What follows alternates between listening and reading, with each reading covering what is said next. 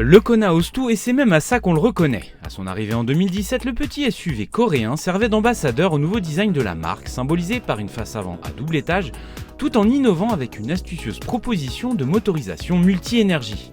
Le SUV urbain était l'un des rares sur le marché à être disponible en essence, en diesel, en hybride et en électrique. Une nouvelle fois, le Kona chamboule tout par son design audacieux bien sûr, mais surtout par son gabarit. Cette seconde génération grandit de 17 cm, ce qui le positionne désormais à cheval entre deux catégories. Celle des SUV urbains, où l'on retrouve le Captur, le 2008 ou la Yaris Cross, et celle des petits SUV compacts, où l'on retrouve également le Toyota CHR ou encore son cousin, le Kia Niro. Ce jeu de chaises musicales va repositionner plus haut le Hyundai Kona et laisser officiellement la place de SUV urbain de la gamme au Bayon qui œuvrait autrefois dans son nom. Le design est une nouvelle fois en rupture avec la tendance actuelle. Le nouveau Kona, aux lignes arrondies et minimalistes, s'inscrit dans la tendance bio-design des années 90. La lumière est l'élément central du nouveau Kona, qui se démarque par une face avant inédite, soulignée par un bandeau LED placé sur toute la largeur, ce dernier baptisé Seamless Horizon. Vous allez le remarquer dans la rue, c'est certain.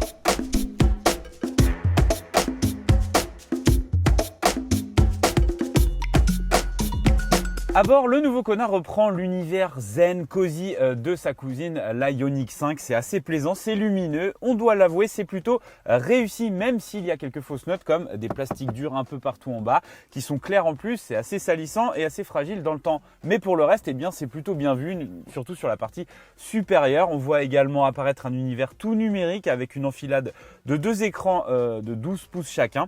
Le système d'exploitation fonctionne plutôt bien, il est plutôt rapide. Par contre, les graphismes sont un peu en dessous de ce que fait la concurrence. Bon point enfin, eh bien, ce sont les rangements et aussi les commandes de climatisation, de volume qui restent physiques. Et ça, pour l'ergonomie, eh bien, c'est plutôt bien fait.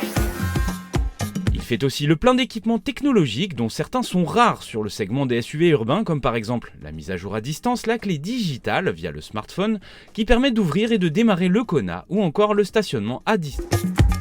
Le nouveau Kona met à profit ses volumes généreux pour prendre l'ascendant sur ses concurrents directs en matière d'aspect pratique. Normal, son architecture a été pensée d'abord pour la version électrique.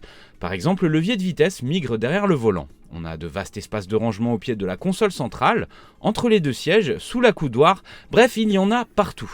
C'est simple, bien pensé et adapté à la famille. L'empattement en progrès profite directement aux passagers arrière. L'espace aux jambes y est confortable pour un adulte, même dépassant les 1,80 m. Le coffre se montre tout aussi serviable avec un volume en progrès d'une centaine de litres. Ce dernier cube 466 litres tant sur l'hybride que l'électrique. Un très bon score qui place le coréen au niveau de son compatriote, le Kia Niro, l'une des références actuelles sur le marché.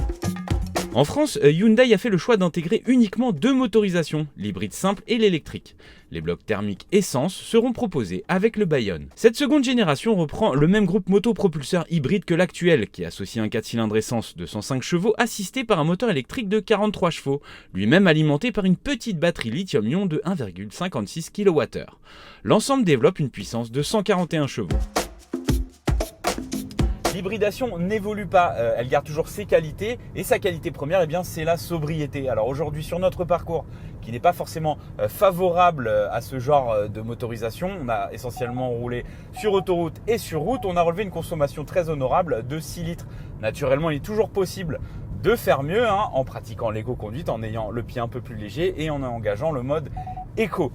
Donc au niveau de la puissance, eh bien, elle n'est pas délaissée pour autant, on a suffisamment de ressources pour dépasser, évidemment, il y a zéro problème à ce point de vue. Vous l'aurez remarqué, c'est un véritable sapin de Noël, il faudra configurer ses préférences dans l'ordinateur d'abord, sinon comme nous, si vous rentrez comme ça comme un novice, ça va sonner partout, s'éclairer partout, la vitesse, le franchissement de ligne, donc voilà, ça c'est assez désagréable, mais tout est paramétrable. En ce qui concerne le châssis maintenant, eh bien, on peut dire que c'est plutôt réussi aussi, pas trop de tangage, c'est un peu moins ferme qu'auparavant, donc un peu plus confortable, plus de polyvalence pour un véhicule plus grand, le côté familial est réussi, le confort est là, la sobriété aussi, la route est ouverte pour le Kona. Quand on vous dit que ce nouveau Kona a été pensé d'abord pour l'énergie électrique, eh bien ça se vérifie immédiatement au volant. Pourquoi ? Tout d'abord avec le levier de vitesse, qui est exactement le même qu'à bord d'une électrique, ce qui au passage est pas désagréable. Moi ça me plaît assez. Il y en a à qui ça pourra pas forcément plaire. Et aussi, eh bien on pense au système de régénération qui est généralement assez ludique Chez Hyundai, et ben là c'est toujours le cas. On a les palettes au volant avec 3 niveaux de régénération. Ça va même de la roue libre jusque à l'arrêt qui n'est pas total. On n'est pas sur une one pédale, ce qui permet de bien de régénérer la toute petite batterie et justement de profiter davantage de phase électrique pour au final consommer moins de carburant. Plus grand, mieux équipé et plus cher, le nouveau Hyundai Kona assume pleinement sa montée en gamme. Le Coréen se positionne désormais comme un petit SUV compact hybride, apte à répondre sans difficulté aux besoins d'une famille à la recherche d'un bon SUV hybride.